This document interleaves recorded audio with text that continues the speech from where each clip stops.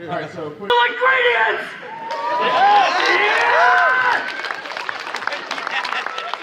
Hey, Johnny. I have to. That is such a funny phrase. I have 3 questions for you. Yes. One, have you ever messed up on a line on Bleach? On Bleach? Yeah. Oh yeah. I can't remember any that I've actually that I've messed up, but I'm sure there's been plenty of times. Yeah. And the other 2 is, can you make a voice of Baptist Stampede, Love and Peace? You want me to say that? Yes, please. All right. And the other one is Bunkai. I don't want to keep shouting the rest of the night. it's gonna happen. Just let it happen. This world is made of love and peace. Again. Bunkai. Thank you. You're welcome. So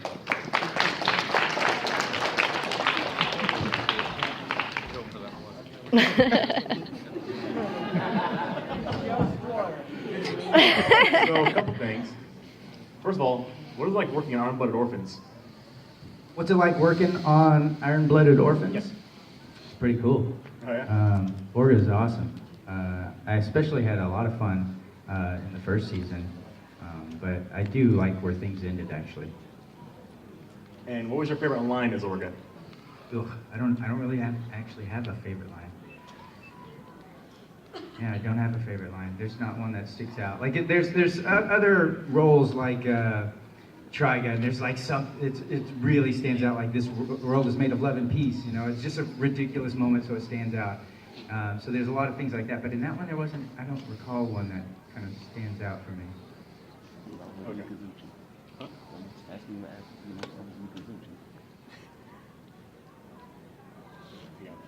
I'm sorry.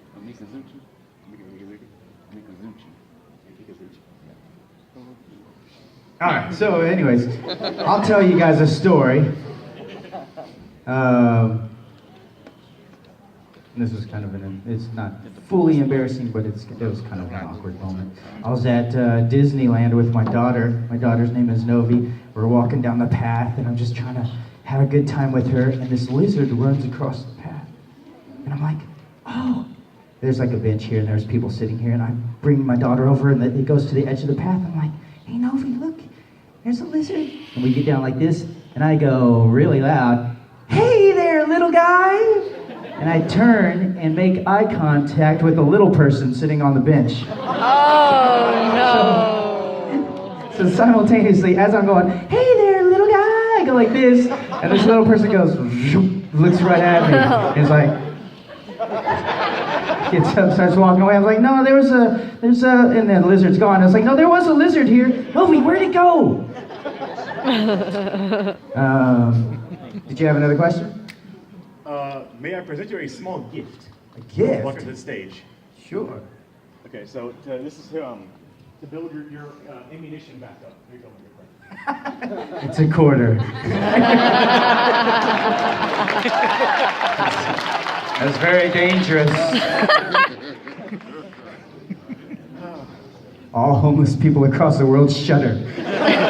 They don't know why. Something dark is coming. This is disturbance in the force. Yes. True shade. Yes. The quarter man. The quarter man cometh. I'd like to see a comic book. The quarter man. Speak of only whispers in the dark. All across the world, as homeless people are putting the homeless children to bed. They're like, now go to bed, or else the quarter man will get you. No, Mommy, not the quarter man.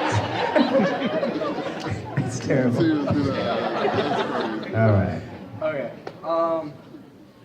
I have 3 quick questions. I'm gonna try and get through them as quick as I can. All right. So the rest of you guys Yeah. back here. Going from acting on set to going into voice acting, what would you say was your biggest challenge? In the transition from being on camera to voiceover? On camera with working with, your other cast and everything, to voice acting in a studio and not being able to see what's going on per se. Yeah, I think probably the biggest challenge then is knowing the inflection of the other actors. You know, so like if I'm in the room with other actors doing an original animation and I'm saying something, they're replying to me or I'm replying to them, and it's going to be an appropriate reaction. You know, whatever I say or do is going to respond to however they deliver their line. Whereas in something else, I don't have that, and I have to assume that they would do this a certain way. You know, sometimes the director, I would be like, well, you know, this is what I'm going to go with, and so the director will know, well, okay, this is how they're going to have to say it. You know, and sometimes it doesn't work out that way, and you have to come in and do pickups. But I think that was probably one of the more difficult challenges. That and being and projecting. You know. My second question is, what is the weirdest thing a fan has asked you to sign? The weirdest thing that I've had to sign was somebody's prosthetic leg.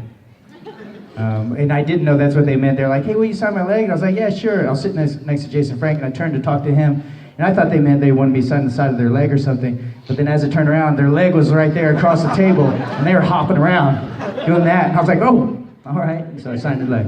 I've only got like a minute and a half left to answer all your questions. Okay. How do you think Vosh would have reacted to the whole quarter scenario if he had been there, or if Vash would have seen me throw quarters in some lady's face like that? or I think he would have done like the Kool-Aid Man. Back away. And just vanished. Walked away. I don't know that guy.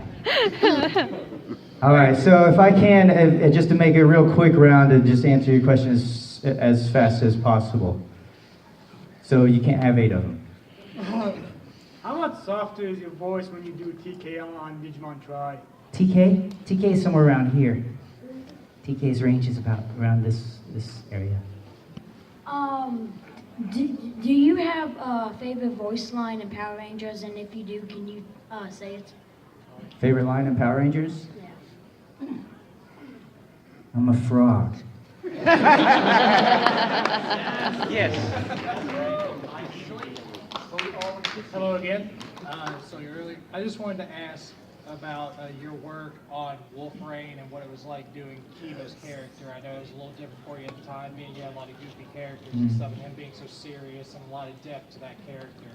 It seems it was short-lived. Yeah, Wolf's Rain was awesome. It was kind of scary. I thought actually going into the audition, when I had seen it and I heard the score behind it, I was like, oh man, I really want to get this role. But then I thought, I don't know if I could play this character because I was so used to like Bash, you know. But then, I think that actually the music really helped me because the audition was that scene where he's laying in the snow, and that bit of dialogue, the voice calls out to me, you know. So it was that stuff there, and that just kind of helped me kind of dial in the emotion. You nailed it. Thank you. Those two characters. If you have not seen Wolf's Rain, that's a really good series, actually. Woo!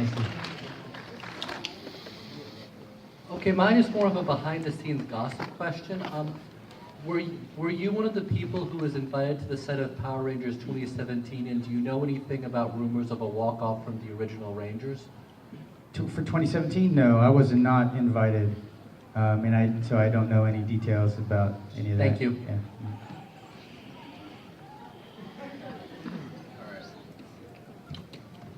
Whoops. I have one question for you. In your humble opinion, do you think traps are gay? Wait, what was that? I said, in your humble opinion, do you think traps are gay or not? Do I think traps? Girls with feminine penises, do you think they are gay or not? Do I think they're gay? Oh, come on. All right, next question. Come on. How did you react when you found out Kogias was getting a season 3? Okay, when I heard about that, I was like, okay, because I liked the way it ended.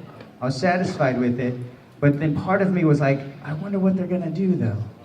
You know, so there's a bit of curiosity as well. So I'm kind of excited, but a little scared, but hopeful. Yeah. Code Geass. You end up talking to yourself a lot in different things you do. Does that just... I talk to myself in real life. So it's natural. Is it fun for you, like between Narukami and Adachi and like Ichigo and his inner hollow? Yeah, it was fun. Well, actually both of those scenarios, I didn't know I was playing the other character. Until I got to that moment, and they're like, oh, you're also voicing Narukami. And I was like, what? And they're like, you're also Hollow Ichigo. I was like, hey, what? And so I didn't know. And so both of those cases, I was like, I don't know what to do. So, it was just totally random and just kind of happened. But it was fun, though, definitely. Thank you. So I really appreciate you guys being here. I'm going to take this last question. But if any of you, was there anybody that did not get an autograph? Because then I will go over, okay, so there's a couple of you. There is a table over there if you want. You can just follow me over there. And then afterwards, I can get you your autographs or whatever you needed to get. Can I finish this? And then you can just go over there if you're really interested. Yeah. Okay, so one of my favorite animes is Eureka 7. And the scenes are kind of like, they're really different from each other. So how does it feel to do scenes that are just so different in the same character? Like in such different situations? Like it's a love story than action. I think, okay.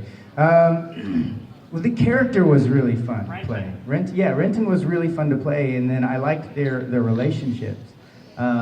So even though things were different around him, I could still be him in those moments. And so that's what I really kind of relied on, was the core of who he was whenever I played that, and I just responded to whatever situations he was involved in. And then there's the new stuff that's coming out too. So yeah, the movies that are coming out. All right. So, thank you guys. Thank you for the question. Thank you guys for being here. And thank you for coming to all the panels. And I'll be here tomorrow, briefly before I have to get on a plane. But thank you guys so much. You guys are Alabama. You guys, I forget, but whenever I come here, you guys are so hospitable and so kind and nice, and I just love you guys. Thank you. Morphin' time! Oh, that was it. Okay.